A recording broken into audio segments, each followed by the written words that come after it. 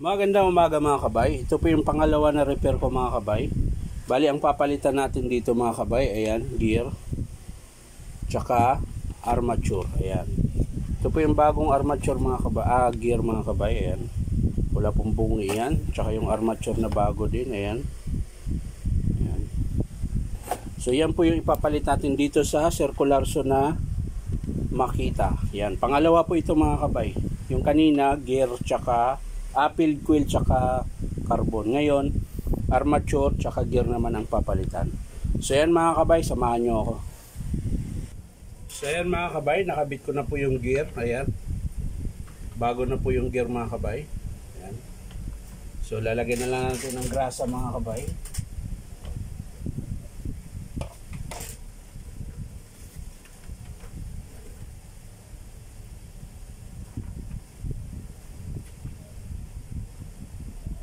Lagyan natin ng kukunti lang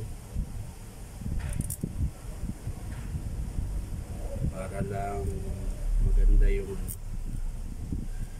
ikot niya mga kabay.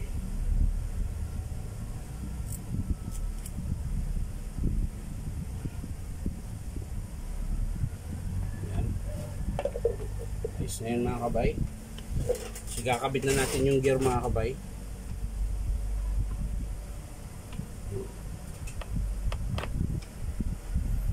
Ayan. I-screw na natin mga kabay yung gear.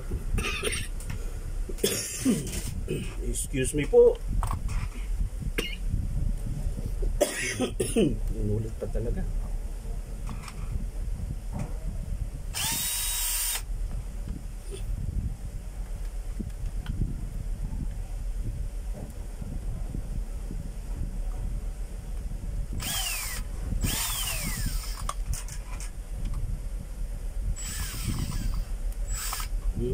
Kaya pala ayaw. Flat pala gusto niya mga kabay. Ayan. Flat ang kanyang gusto. Ayan. Ayan. Ikpitan natin ng maigi mga kabay para sure win. Ano ba yung Phillips screw natin? Ayan. Sa kabila din mga kabay, ganun din. Ayan. So naipitan na natin mga kabay. Ayan.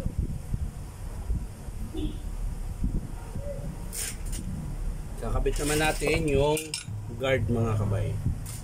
Kakabit natin. So yan mga kabay, nakabit ko na yung guard tsaka yung inner and outer. Ayan, okay na po yan mga kabay. So ang susunod natin mga kabay yung armature. So babalik na rin na naman natin ito mga kabay. Ayan. Punasan lang natin. Ayan.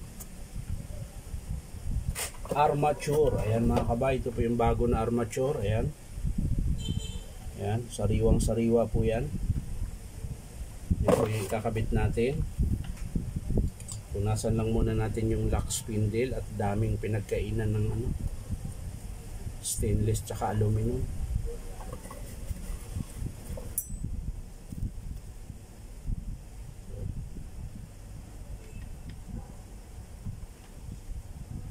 So mga kabay, ayoko sana mag-repair nito dahil nakakasugat po yung pinagkatingan ng aluminum. Ayan po, ang talas po niyan mga kabay.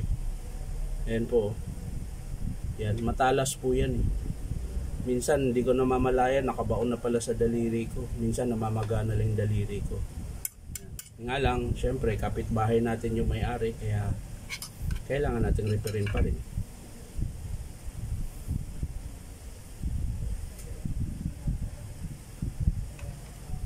So yan mga kabay, nakabit ko na yung lock spindle.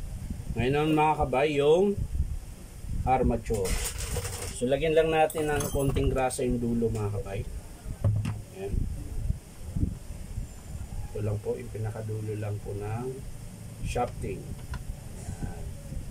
Tapos saka natin ipasok. Ayan. So ayan mga kabay, ayan. Ayos na mga kabay. So ang next mga kabay yung syempre field coil, ayan. ko muna pinalitan yung field coil niya mga kabay dahil buo pa po. Yan, sasalpak na natin. Yan. Uy, yung wiring. Kaloko. Naipit po yung wire mga kabay. Ayan.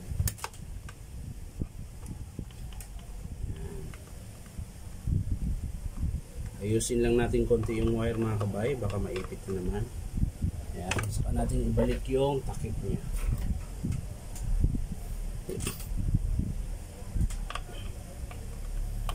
Tapos syempre yung screw. Ayan. So yun na mga kabay, ibabalik na natin. Ayan, screw. Ihigpitan na natin mga kabay. Kabilaan.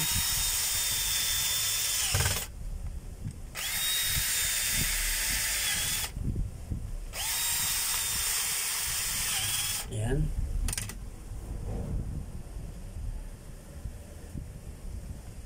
So yan mga kabay, nahigpitan ko na. So kakabit na natin yung carbon. Ayan.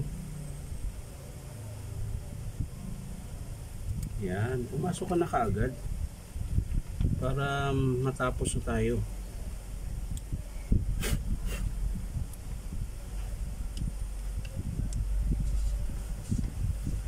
So yan mga kabay, higpitan na natin. Siyempre sa kabila din mga kabay. Yan. Habitin natin yung carbon.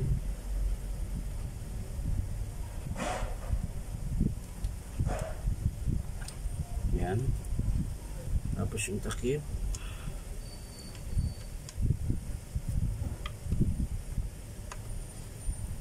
Yan. So yan na mga kabay. Tapos na po. So titesting na natin mga kabay. So yan mga kabay, nakabit ko na. So titesting na natin. Ayan.